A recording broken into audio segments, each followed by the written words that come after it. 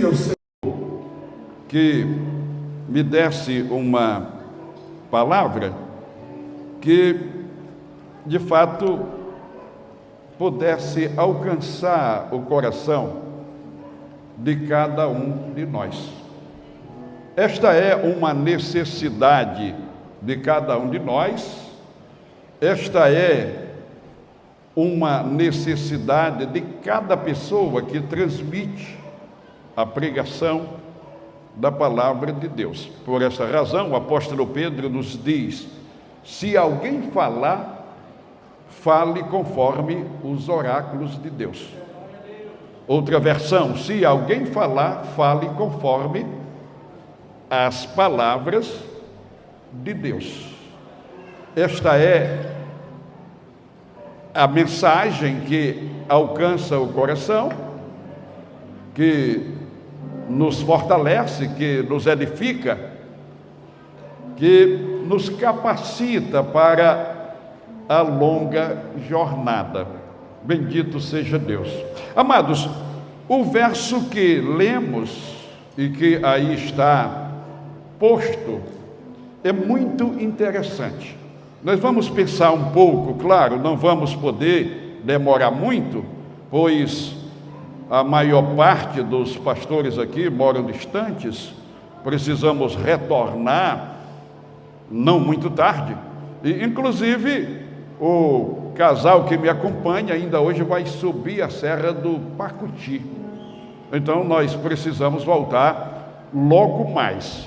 Ok, mas vamos considerar que o capítulo 11 aos Hebreus, ele nos traz muitas informações e, em primeiro lugar, nos traz o melhor conceito de fé. Ora, a fé é o firme fundamento das coisas que se esperam e a prova das coisas que ainda não vemos. O autor continua e ele vai apresentar o testemunho de homens e mulheres, aos quais ele apresenta nominalmente, mostrando o quanto confiaram em Deus e como foram vitoriosos, vencedores, fazendo proezas e verdadeiramente alcançando as vitórias que precisavam alcançar. Depois que ele fala acerca de muitos homens e muitas mulheres, aí ele diz: e que mais direi? Faltar-me-ia o tempo, contando de Gideão, de Baraque, de Sansão, de Jefité, de Davi, de Samuel e dos profetas. Ele prossegue dizendo: os quais, pela fé, venceram reinos, praticaram a justiça, alcançaram promessas, fecharam bocas de leões, apagaram a força do fogo, se esforçaram na batalha, escaparam do fio da espada, das fraquezas tiraram forças e colocaram exércitos de inimigos em retirada. Amados, nós vamos continuar pensando e creio que a finalidade de vos transmitir nesta noite, nesta hora, as palavras da Bíblia Sagrada aqui contidas e em parte já pronunciadas, tem a rica finalidade de nos fortalecer, de nos edificar, trazendo a nós a convicção ainda maior de que, mediante a fé depositada, posta no nosso grande Deus, nós seremos também vencedores, e como diz o apóstolo Paulo, mais do que vencedores. A verdade é que nós temos um jornadear, nós temos uma longa viagem, temos um caminho longo a percorrer.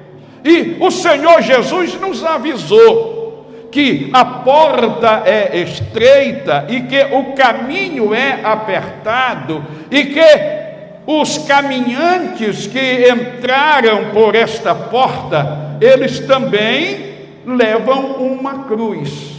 E a cruz, ela não é anual, não é mensal e nem semanal. Jesus avisou que é a cruz de cada dia. Então podemos ter a convicção pela palavra e também pelo que vivemos, que o caminho não é fácil de ser seguido. Existem obstáculos, porém nós não podemos estacionar. Também não podemos voltar atrás. Só há para nós uma coisa a fazer, que é seguir o caminho. Seguir o caminho. Tanto é que o autor, ele encerra o capítulo 11 e inicia o capítulo 12, dizendo assim: e portanto nós também, pois que estamos rodeados de uma tão grande nuvem de testemunhas, deixando todo o embaraço e o pecado que tenazmente nos assedia, corramos com perseverança a carreira que nos está proposta, olhando para Jesus, autor e consumador da fé, o qual, pelo gozo que lhe estava proposto, suportou a cruz, não fazendo caso da ignomínia, e está assentado à direita do trono de Deus.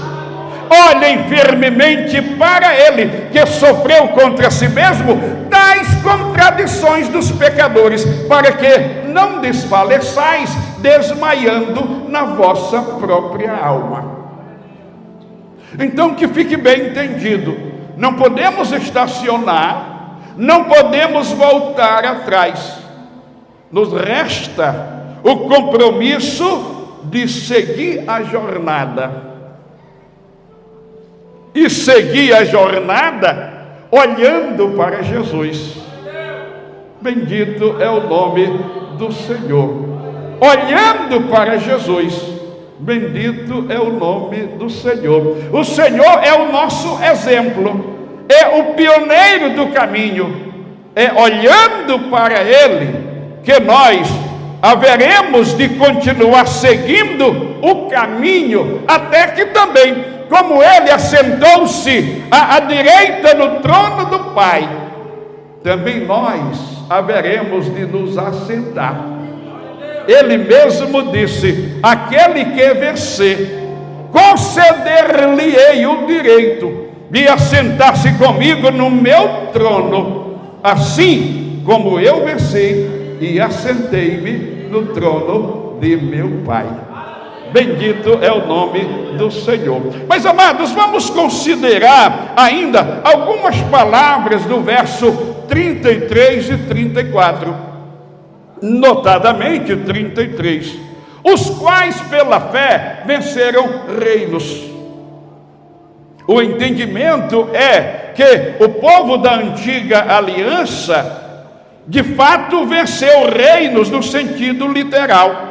A Bíblia conta a história, notadamente nos livros que compõem o Pentateuco, de muitos reinos, muitas nações, muitos reis que foram destruídos pelo povo hebreu. Porém, podemos entender que o apóstolo ou o escritor da epístola, ele também inclui no seu relato aqueles também que no início dos trabalhos do Novo Testamento também estavam vencendo, estavam triunfando. E nós precisamos entender que também nós, eu e você, precisamos vencer reinos.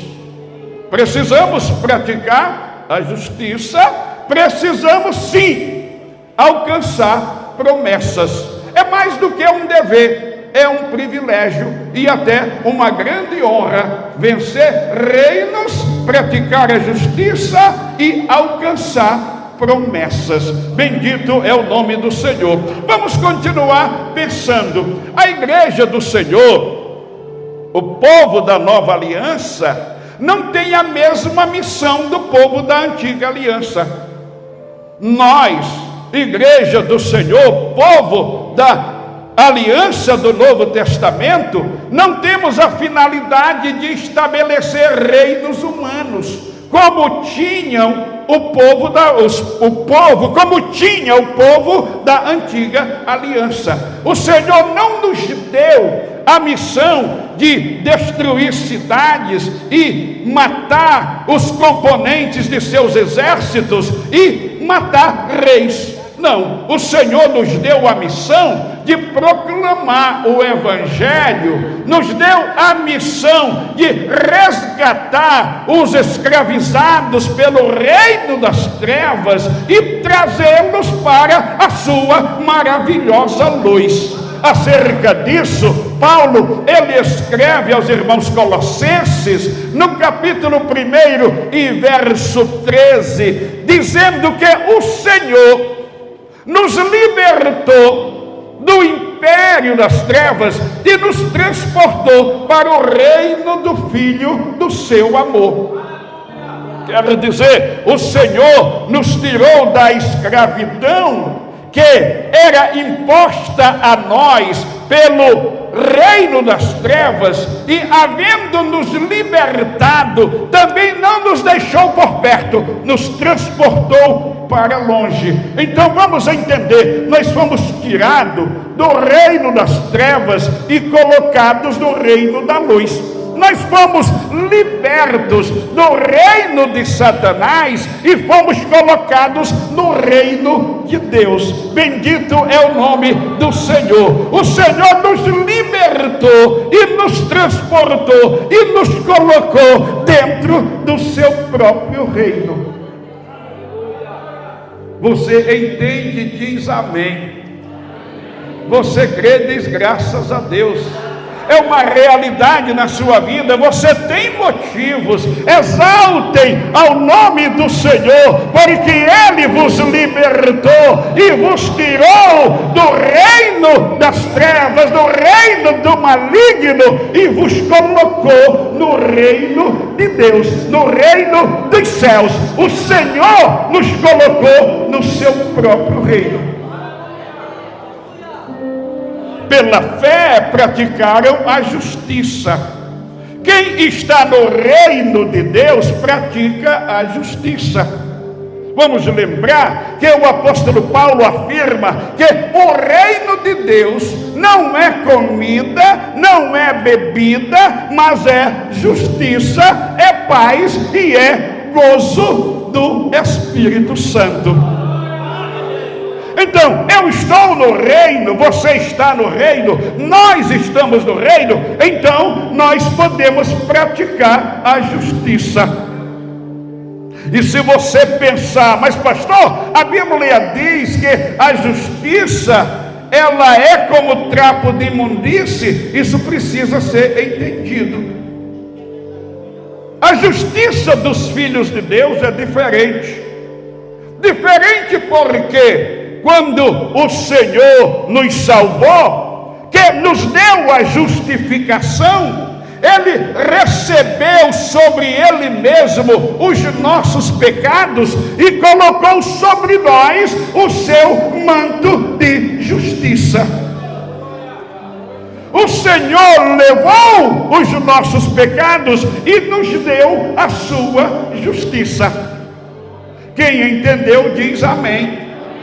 Quem sabe que é verdade, diz comigo: o Senhor Jesus, quando nos justificou, Ele levou sobre si os nossos pecados e colocou sobre nós a sua justiça. E não parou aqui. Paulo diz para os irmãos Gálatas que fomos feitos filhos de Deus E como prova de que somos filhos de Deus, Deus enviou o Espírito de seu Filho para que em nós habite. Então, a pessoa remida pelo sangue de Cristo, a pessoa que recebeu a justiça de Cristo sobre si e é habitada pelo Espírito Santo, esta pessoa recebeu tudo, como diz Pedro, que é necessário para um viver piedoso, porque o Senhor nos libertou da corrupção que destrói no mundo e nos fez participantes da natureza de Deus. Então, o Senhor nos deu tudo o que precisamos para um viver piedoso, para praticar a justiça. Até porque o apóstolo Paulo ele encerra o argumento do capítulo 5 de 2 aos Coríntios, dizendo no verso 21, aquele que não conheceu o pecado, o fez pecado por nós, para que fôssemos feitos justiça de Deus. Pela fé, venceremos o reino das trevas. Pela fé, venceremos o reino escravizador do pecado. Pela fé, praticaremos a justiça. Pela fé, alcançaremos promessas. Nós vamos pensar ainda um pouquinho sobre promessas. Não falaremos das demais proezas e conquistas, mas vamos pensar um pouquinho de tempo, como diz o autor aos Hebreus, ainda um pouquinho de tempo, sobre o alcançar promessas. Aí eu pergunto, quem já recebeu promessas, quem já recebeu o cumprimento de promessas de Deus? Levanta assim a mão comigo. Promessas de Deus já se cumpriram nas vossas vidas. Aí eu pergunto também, quem tem promessas que ainda não se cumpriram? Glórias ao Senhor. Entendam e acreditem, a palavra está dizendo, pela fé alcançaram promessas, o que significa para nós, mediante todo o argumento do capítulo e o argumento inicial do capítulo 12, é que nós também temos promessas e haveremos de alcançá-las. Mas vamos entender um pouco mais. Existem promessas que são pessoais para serem cumpridas ainda aqui na terra. Por exemplo, existem promessas no âmbito da vida social. Existem promessas no âmbito da vida de serviço a Deus.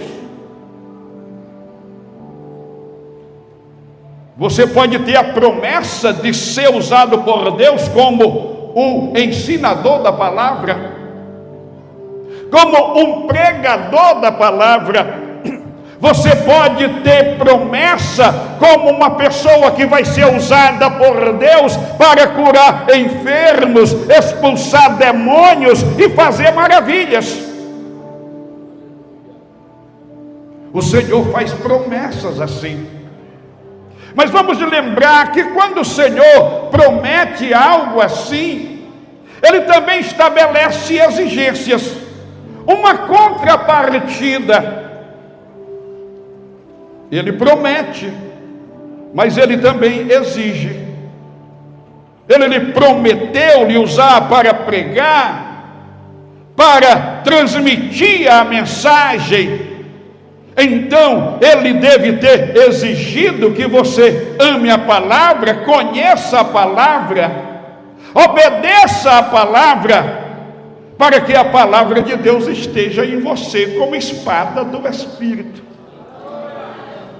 Bendito é o nome do Senhor. Se o Senhor prometeu a você que vai usar você para curar enfermos, expulsar demônios, fazer a obra da libertação,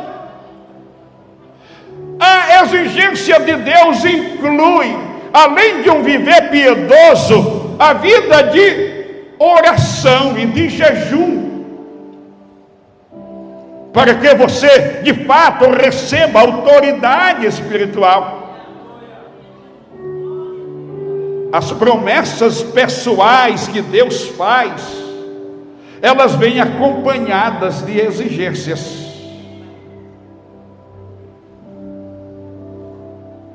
Glórias ao Senhor.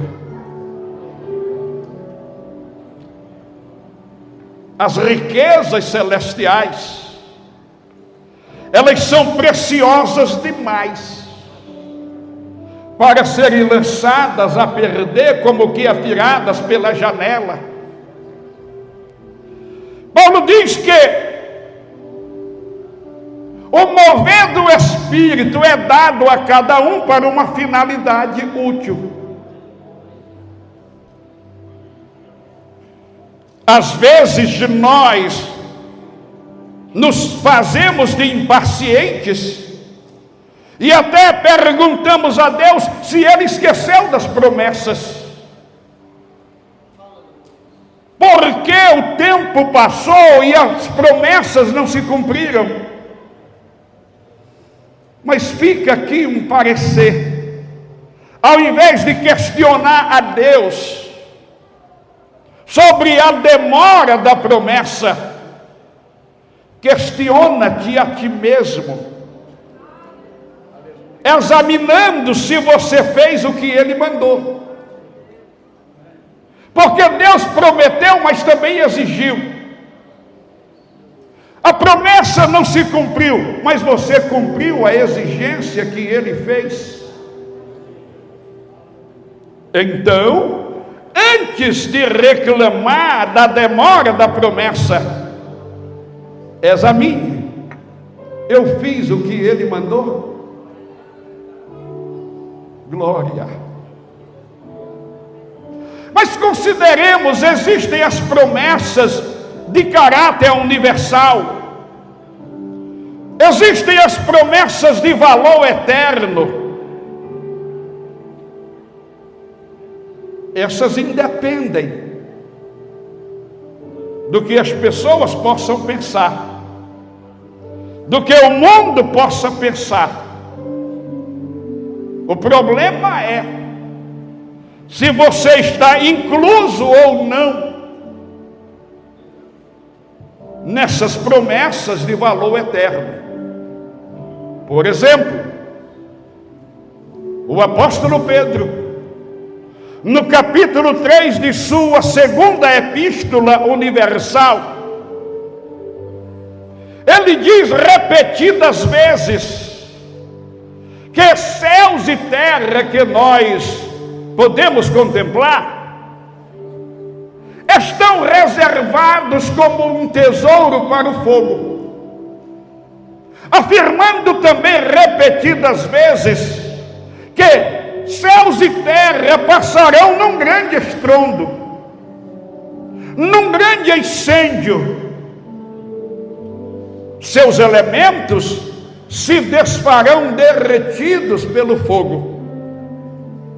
No verso 13 ele diz: nós, porém, conforme a sua promessa, aguardamos um novo céu e uma nova terra, onde habita a justiça. Glória. estou encerrando a pregação. Mas como diz este mesmo autor, para que fique gravado na tábua do coração, eu vou repetir. Precisamos fé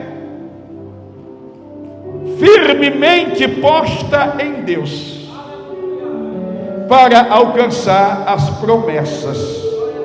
Precisamos continuar olhando para Jesus enquanto trilhamos incessantemente o caminho.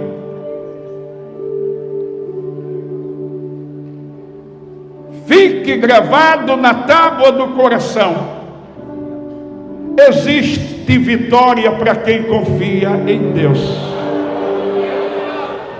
Fique gravado na tábua do coração: não posso parar, não posso voltar atrás. Me resta o privilégio e o dever de seguir o caminho. Jesus é o nosso exemplo. Ele trilhou o caminho, venceu e está assentado à direita do trono de Deus. Fique gravado na tábua do coração: nós também venceremos e nos assentaremos no trono do Senhor Jesus, assim como ele venceu e assentou-se no trono do Pai. Glória. E agora, para encerrar mesmo, digam comigo: o mundo vai pegar fogo, céus e terra serão derretidos, mas nós, conforme a promessa de Deus, aguardamos e alcançaremos um novo céu e uma nova terra, onde habita a justiça.